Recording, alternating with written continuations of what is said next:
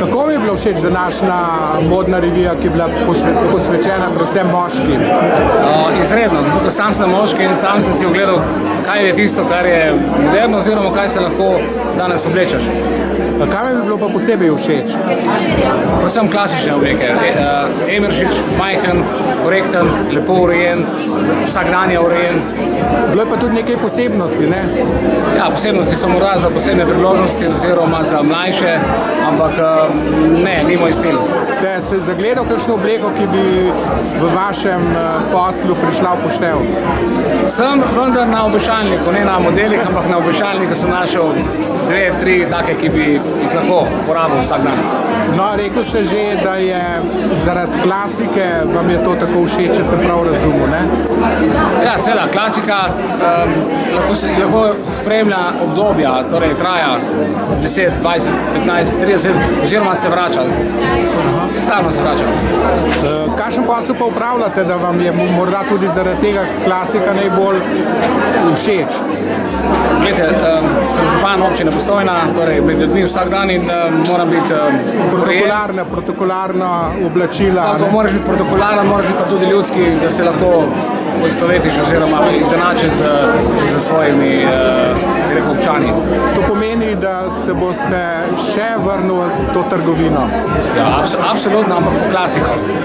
Trgovina mi je všeč zato, ker ima dušo, ker izraža tisto, kar je bistvo tega, torej svojo resnostjo, blagovno znamko in z jasnim sporočilom, kaj je tukaj kupcem namenjeno.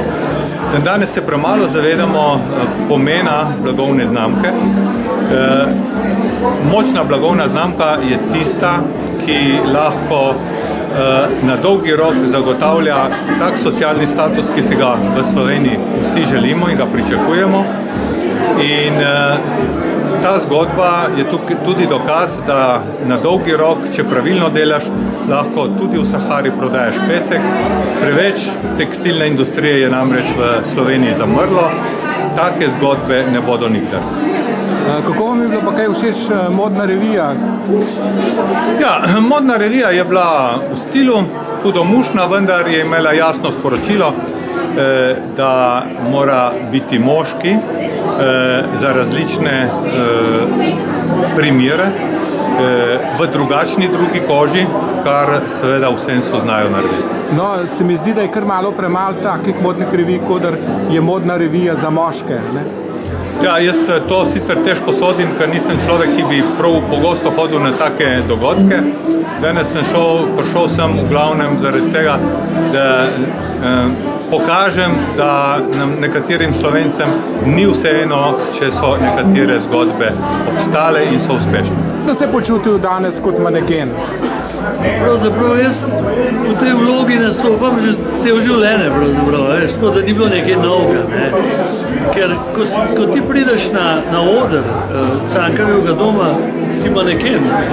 Ko te snema televizija, si maneken, ampak si v svojstvu glasbenika, ampak v resnici vsi opazijo, kako si napravljen, kako se obnašaš v tem, kar si napravljen. Tako da ni nekaj tako, da bi bilo toliko tuje, recimo, ne. Da moram reči, da sem zelo užival, ker ni bilo treba nič peti, ni bilo treba nobenih tekstov vedeti, ni bilo treba nič, ampak samo hodiš, pa to je idealno. No, to sem tudi jaz občutil, ko sem vas gledal.